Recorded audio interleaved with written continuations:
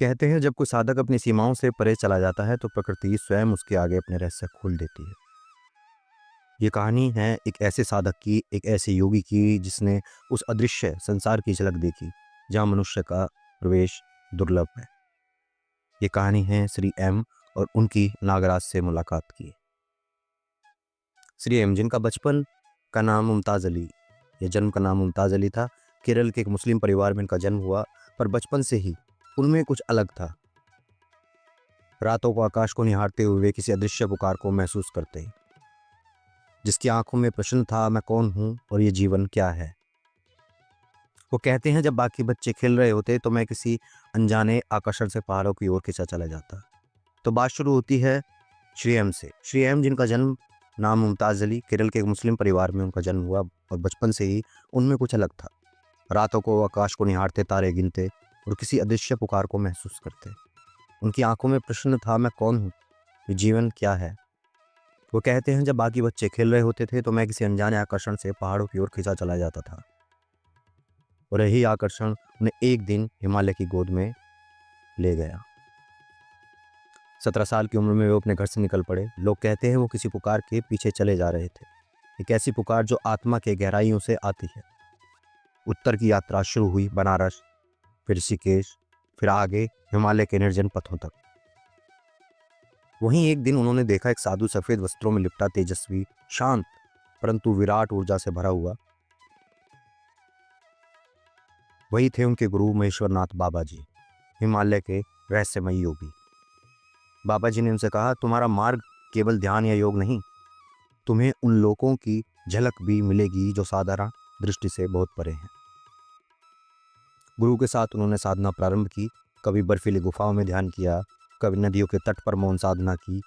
धीरे धीरे उनका मन स्थिर हुआ और एक रात ध्यान की अवस्था में उन्होंने देखा धरती जैसे थम गई हो, हवा जैसे रुक गई हो। आंखें बंद थीं पर किसी आंतरिक लोक का द्वार खुले जा रहा था। उन्होंने देखा प्रकाश और छाया के बीच एक द्वार बन रहा था और वहां से कोई उनकी ओर आ रहा था।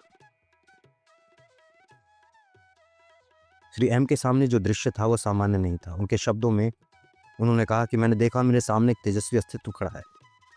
उसका शरीर मानवीय था पर उसके चारों ओर सर्प की ऊर्जा लहरा रही थी। उसके माथे पर नीली ज्योति चमक रही थी, आंखें समुद्र जैसी गहरी। परंतु उसकी उपस्थिति में भय नहीं था, बल्कि एक अपार शांति और ऊर्जा थी। वे थे नागराज जी, नाग सर्पलोक के स्वामी देव नागराज। नागराज ने उनसे कहा, मत डरो, मैं उसी संसार का प्रहरी हूं जहां जीवन और मृत्यु की सीमाएं मिट जाती हैं। तुम्हारे गुरु ने तुम्हें इस लोक की झलक देने की अनुमति दी है। श्री एम मौन रहे, लेकिन उनके मन में एक सवाल उठा कि नागलोक क्या है।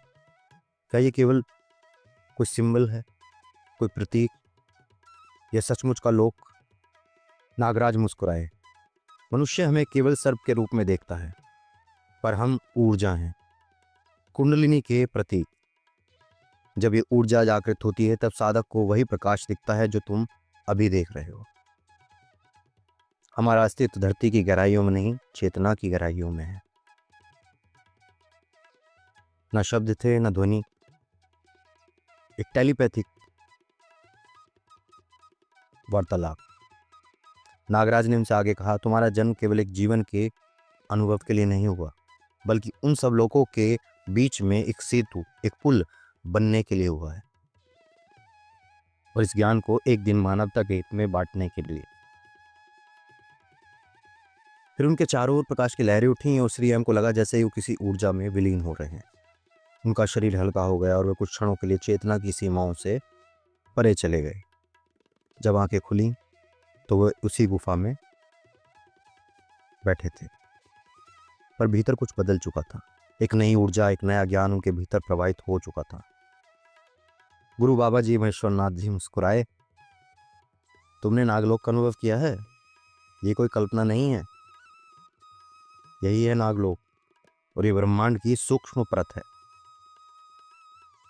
उन्होंने समझाया कि नाग शब्द केवल सर्प नहीं, बल्कि ऊर्जा का प्रतीक है। हर साधक के भीतर सर्पाकार कुंडलिनी शक्ति सोई रहती है। जब वो जागती है तो साधक को वही दिव्य लोक अनुभव होते हैं। श्री एम ने अपनी पुस्तक apprenticed to a Himalayan master में लिखा है, वो अनुभव मेरे लिए जीवन परिवर्तनकारी था, a transition point of his life. उसने मुझे सिखाया कि ब्रह्मांड केवल वही नहीं जो आंखें देखती हैं, उसके भीतर अनगिनत ऊर्जा लोक समाहित हैं जो साधक के जागरण का इंतजार करते हैं। वे बताते हैं कि नागराज से मुलाकात के बाद उनका ध्यान और भी गहरा हो गया। कई बार उन्हें वही ऊर्जा ध्यान में दिखाई देती, मानो नागराज अब उनके भीतर निवास करते हैं। कई योग परंपराएं मानती हैं कि नागराज असल में अनंत शक्ति के प्रतीक हैं जो ब्रह्मांड की रक्षा करते हैं और योग्य साधकों को ज्ञान देते हैं। शिव के गले में लिपटा सर्प भी उसी शक्ति का संकेत है जो नियंत्रित है, जागृत है और शांत है।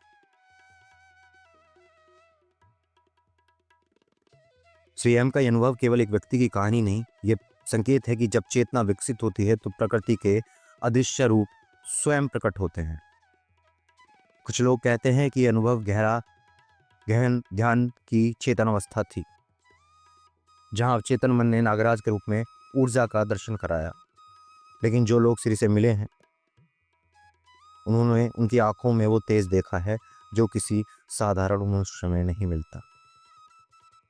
एक अजीब सी शांति उनकी उपस्थिति में, एक अजीब विद्युत ऊर्जा, जैसे किसी ने सर्प ऊर्जा को वश में कर लिया हो। श्री एम बताते हैं कि नागराज ने मुझसे कहा, मानवता सो रही है, उसे जगाओ और उसे बताओ कि चेतना के भीतर ही सारे लोग बसे। जैसे सर्प अपनी कैंचुली छोड़ता है, वैसे ही मनुष्य को भी अपने अहंकार की कैंचुली छोड़नी होती है। नागराज देव ने केवल दर्शन नहीं दिए, उन्होंने याद दिलाया कि हर मनुष्य के भीतर एक सोया हुआ सर्प है जो जागने की प्रतीक्षा कर रहा है।